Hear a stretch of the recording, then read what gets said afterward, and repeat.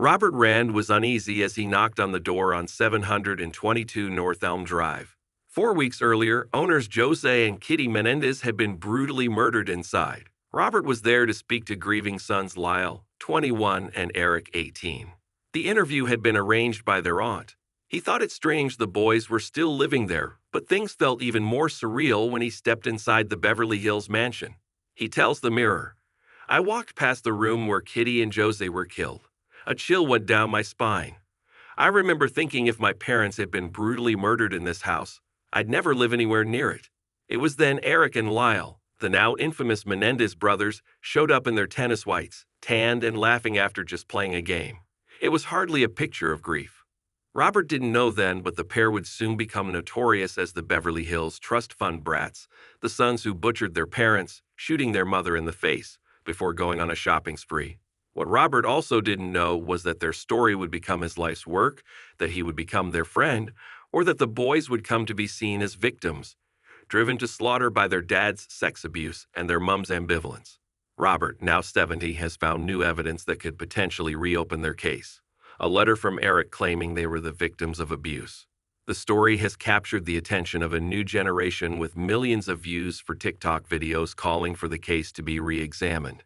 And from Thursday, Netflix begins a new drama, Monsters, the Lyle and Erik Menendez story, starring Chloe Sevigny and Javier Bardem as the brothers' victims. But for Robert, it all started in September 1989. He says, "When I saw them in their whites, they were happy. It was strange. I remember thinking people grieve differently. I never thought I'd be linked to their story 35 years on. That I would still be writing about them, finding new evidence and being friends with them."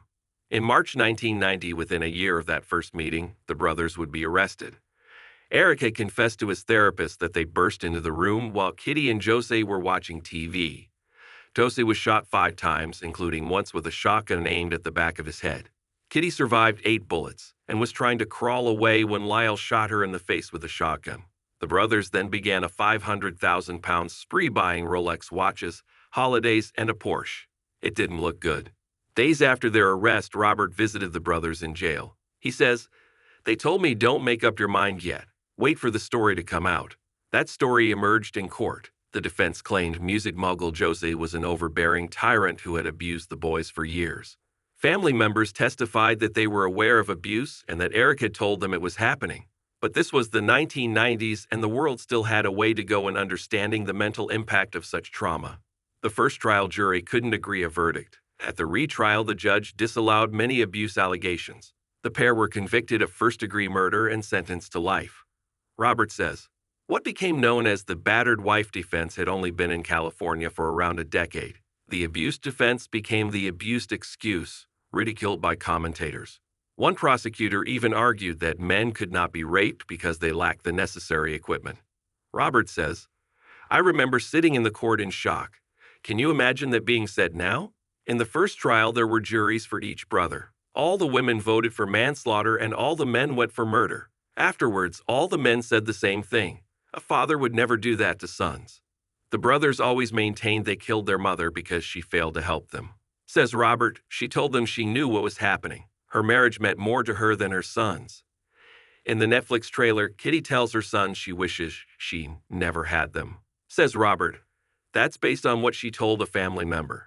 The second trial did not end until 1996, months after the LA district attorney had lost the O.J. Simpson case. Robert says this was the reason the judge ruled out much of the sex abuse evidence. He adds, "It was bad timing. I believe Lyle and Erik paid the price for O.J.'s acquittal." The district attorney's office was determined to win at all costs. Now 30 years on, it's hoped a new hearing will finally get to consider the abuse claims. The brothers' lawyers have launched a habeas corpus action challenging the legality of their imprisonment. It has the support of more than 24 Menendez family members who say Lyle, 56, and Erik, 53, have served enough time. It's been backed by new evidence unveiled by Robert. This includes a letter said to be from 17-year-old Erik to his cousin Andy Cano, 15. Andy died from an accidental overdose in 2003. But in 2018, his mother invited Robert to look through his possessions and see if there was anything to help to the brothers. The letter he found reads, "I've been trying to avoid Dad. It's still happening, Andy, but it's worse for me now. Every night I stay up thinking he might come in. I'm afraid he's crazy. He's warned me 100 times about telling anyone.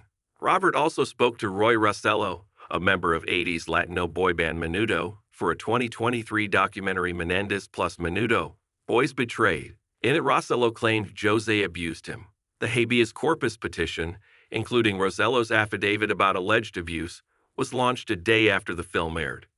The new details are included in an updated version of Robert's 2018 book, The Menendez Murders, out this week. He says, "The boys should have been convicted of manslaughter instead of first-degree murder. They would have still served time but would be out now. But they spoke about abuse at a time when it was taboo. It was before the Catholic Church abuse scandal. Both Jose's sister Marta and Kitty's sister Joan Vandermolen have always supported their nephews."